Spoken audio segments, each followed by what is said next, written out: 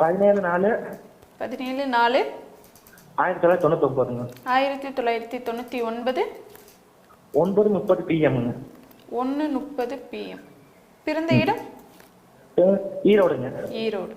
ராசி நட்சத்திரம் லக்னம் சொல்லுங்க சார். மேஷ ராசிங்க, பரணி நட்சத்திரம். மேஷ ராசி, பரணி நட்சத்திரம், விருச்சிக லக்னங்க. விருச்சிக லக்னம். என்ன கேள்வி கேட்கணும் சார்? குருஜி என்ன டைம் பிறந்தீங்க மறுபடியும் சொல்லுங்க. 17 ஏப்ரல் 1999. ஆமாங்க குருஜி. டைம் என்ன? 9:30 குருஜி. 9:30. ஆமாங்க குருஜி. நைட்டு 9:30. ஆமாங்க குருஜி. நைட்டு 9:30 மணிக்கு விருச்சிக லக்கணத்தில் பிறந்தீங்களா? நல்லா இருப்பீங்க. என்ன கேட்கணும்னு கேட்டீங்க? ஹலோ ஹலோ குருஜி, ஏற்கனவே உங்ககிட்ட கேட்டிருக்கேன் குருஜி. சொல்லுங்க. மேரேஜ் பற்றி கேட்டு. வணக்கம் குருஜி. நல்லா இருப்பீங்க, சொல்லுங்க. ராகுதசை ஆரம்பிச்சிருச்சு. ராகுதசையில் குருபக்தி 2028 நடக்க போகுது. அப்பதான் மேரேஜ் ஆகும்னு சொன்னீங்க குருஜி. நீங்க குருபக்தியில தான் மேரேஜ். இப்போ மேரேஜ் நடந்துருச்சா? இல்லைங்க குருஜி, விருச்சிக லக்னத்துக்கு புதன் சம்பந்தப்பட்டதான் கல்யாணம் ஆகும்னு சொன்னீங்களே குருஜி. ஆமா, புதனோட சேர்ந்து இருக்கிறாரு. குடும்பாதிபதியா அவர் தானே இருக்கிறாரு. 11ஆம் இடத்தை அவர் தானே தொடர்பு கொள்றாரு. அதான் குருஜி, எப்படி ராகுதசை புதன் புத்தியில் ஆகுமா இல்ல குரு புத்தி? அதான் எனக்கு டவுட்டா இருக்குது குருஜி. ராகுதசை ராகுதசை புதன் புக்திக்கு போயிட்டீங்களா? அப்படின்னா அதான் எனக்கு டவுட்டா இருக்கு. உங்களுக்கெல்லாம் ஜோசியமே தெரியக்கூடாதுங்க. கடவுளே, என்னத்தை சொல்றது? புதன் நீச்சபங்க அமைப்புகள் இருக்கும்போது ஜோதிடம் நல்லா வரும். ராகுதசை புதன் புக்தி 2033 வருதுங்க. அப்போ உங்களுக்கு என்ன வயசு தெரியுமா? 34 வருது. அவ்வளோலாம் ஆகாதுங்க. ராசிக்கு 7ஆம் இடத்துல சனி செவ்வாய் இருந்தாலும் கூட 5ஆம் பாவகம் கொஞ்சம் வலுவா இருக்கு இல்லையா? ஆமாம் குருஜி. 7ல் சுக்கிரன் நல்லா இருக்கிறார் இல்லையா? செவ்வாயோடைய 8ஆம் பார்வை இருந்தாலும் நல்லா இருக்கிறார்ல. ஆமாம் குருஜி. குரு பக்தி என்ன நடக்குது? குரு குடும்பாதிபதியாக இருக்கிறார். 2ஆம் அதிபதி இல்லையா?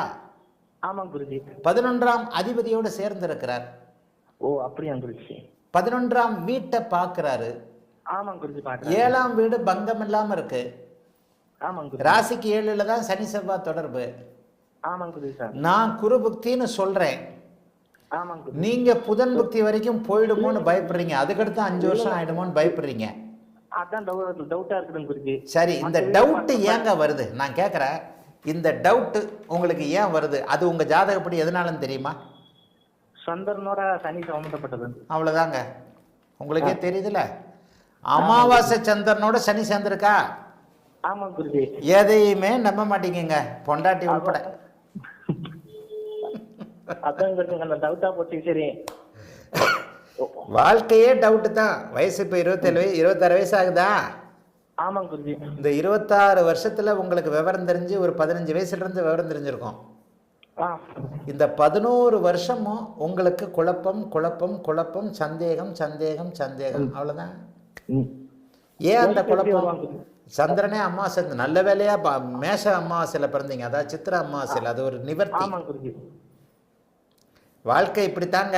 ஆனால் உங்களுக்கு குரு பக்தியில் உங்களுக்கு கண்டிப்பாக இது அமையணும். குடும்பாதிபதி 11ஆம் இடத்தோடு தொடர்பு கொண்டிருக்கின்ற காரணத்தினால் 11ஆம் அதிபதியோடு தொடர். இதே நேரம் 7ல் சுக்கிரன் இல்லாமல் சுக்கிரனும் கெட்டு போயிருந்தா உங்களுக்கு நீங்கள் சொன்ன மாதிரி புதன் பக்தியில் தான் கல்யாணம் ஆகும்.